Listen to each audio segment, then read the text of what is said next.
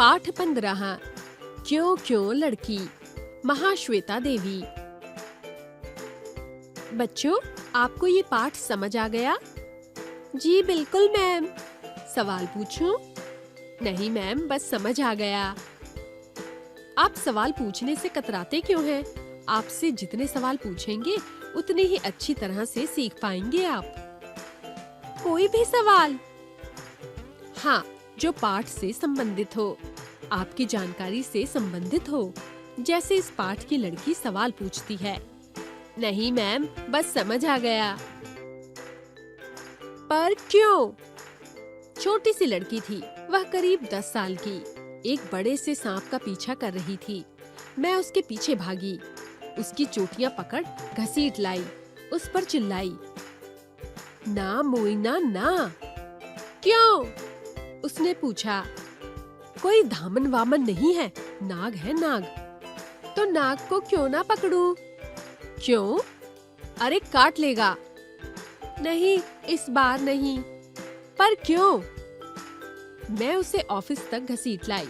वहाँ उसकी माँ खीरी एक टोकरी बुन रही थी। चलो थोड़ा आराम कर लो, मैंने कहा। क्यों? क्यों नहीं? थकी नहीं हो क्या? मोइना ने सिर हिलाया। बाबू की बकरियां कौन घर लाएगा? और लकड़ी लाना, पानी लाना, चिड़िया पकड़ने का फंदा लगाना, ये सब कौन कौन करेगा? खीरी ने कहा, बाबूजी ने जो चावल भेजा है उसके लिए उसे धन्यवाद देना ना भूलना। क्यों? क्यों दूं धन्यवाद उसे? उसकी गौशाला धोती हूँ, हजारों काम करती हूँ, उसके लिए कभी धन्यवाद देता है मुझे? मैं क्यों उसे धन्यवाद दूं? मोइना अपने काम पर भाग गई। खीरी सिर हिलाती रह गई। ऐसा बच्चा नहीं देखा कभी, बस कहती रहती है क्यों क्यों। गांव के पोस्ट मास्टर ने तो उसे क्यों क्यों लड़की का नाम दे रखा है।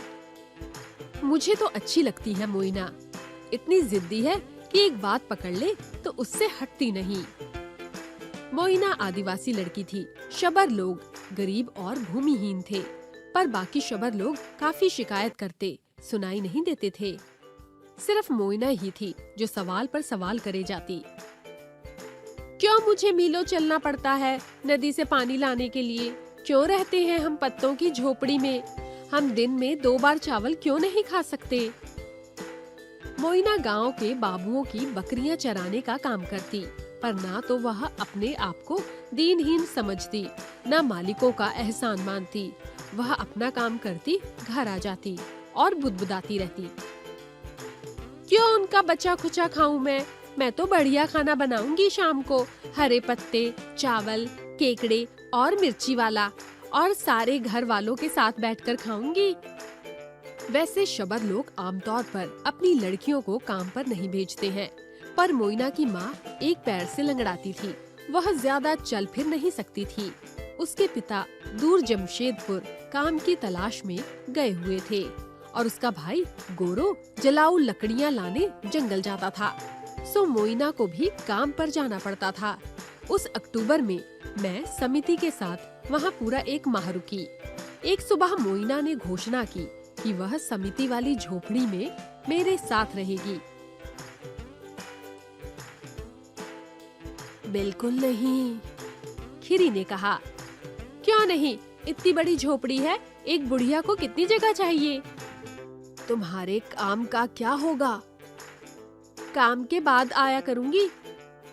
और वह एक जोड़ी कपड़े और नेवले का बच्चा लिए आ पहुंची।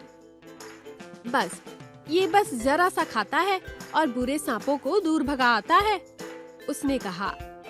अच्छे वाले सांपों को मैं पकड़कर माँ को दे देती हूँ। हमारी समिति की शिक्षिका मालती बोनाल ने मुझसे कहा, आप तो तंग आ जाएंगी इसकी क्यों क्यों सुनते सुनते। और वाकई वह अक्टूबर ऐसा बीता कि पूछो मत। क्यों मुझे बाबू की बकरियां चरानी पड़ती हैं?